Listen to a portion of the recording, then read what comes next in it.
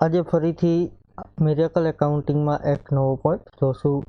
Friends, આજનો આપણો point છે કે મિરેકલ એકાઉન્ટિંગમાં ડાયરેક્ટ મેસેજ વોટ્સઅપમાંથી કઈ રીતે સેન્ડ કરી શકીએ, એટલે કે સેલ બિલ છે તો એ વોટ્સઅપમાંથી કઈ રીતે શેર કરી શકીએ. ત્યાર પછી લેજર છે કોઈ પાર્ટીના તો એ ડાયરેક્ટ વોટ્સઅપમાંથી શેર કઈ રીતે કરી શકીએ. તો સૌ પ્રથમ તમારે વોટ્સઅપનું સેટઅપ કરવું પડશે. અહીંથી સેટઅપમાં સોફ્ટવેર સેટઅપમાં જઈને વોટ્સઅપ ઓપ્શન તમારે યસ કરવાનું રહેશે. અહીં અત્યારે મારે યસ જ છે. જો તમારે નો હોય તો અહીંયા યસ કરવાનું રહેશે. ત્યાર પછી અહીં ટ્રાન્ઝેક્શનમાં જઈ સેલ ઇનવોઇસ આપણે વોટ્સઅપ કરીશું. અહીં કંટ્રોલ પી કરીશું. અહીં તમે ઓપ્શન જોશો તો અહીં નીચે વોટ્સઅપ તમને જોવા મળશે.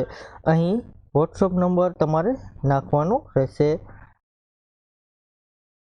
અહીં મેં મારો વોટ્સઅપ નંબર નાખી દીધો છે. અહીં તમારે ફાઇલ ટાઈપમાં કઈ ફાઇલ સેન્ડ કરવી છે, ઇમેજ કરવું હોય તો જેપીજી, બીએમજી, પીએનજી, ત્યાર પછી અલગ અલગ ફાઇલ આપેલી છે. અહીંયા આપણે પીડીએફ રાખીશું અત્યારે. ત્યાર પછી અહીંથી ઓકે કરીશું. ત્યાર પછી ફ્રેન્ડ્સ અહીં જોશો તો આ પ્રકારની ડિટેલ તમને જોવા મળશે, અથવા તો ડેશબોર્ડ આ પ્રકારનું જોવા મળશે. અહીં નીચે આપેલું છે સેન્ડ ધીસ મેસેજ, ઓકે કરીશું. ત્યાર પછી અહીં તમને વોટ્સઅપ લિંક કરવા માટે એક બારકોડ ઓપન થશે. અહીંયા તમારું વોટ્સઅપ છે એ લિંક કરવાનું રહેશે. અહીં અત્યારે મારું વોટ્સઅપ લિંક કરી દઉં છું. અહીં ફ્રેન્ડ્સ મારું વોટ્સઅપ મેં લિંક કરી આપ્યું છે. અહીં હવે ફ્રેન્ડ્સ એ મેસેજ અહીં તમે જોશો તો ઉપર નોટિફિકેશન આવી ગયું છે. એ મેસેજ સેન્ડ થઈ ગયો છે.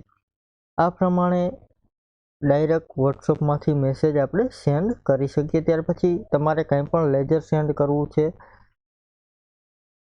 તો ફ્રેન્ડ્સ રિપોર્ટમાં જઈ એકાઉન્ટ બુકમાં લેજર, અહીં જે પાર્ટીનું લેજર હોય એ ખોલી લેશું. કંટ્રોલ પી કરીશું.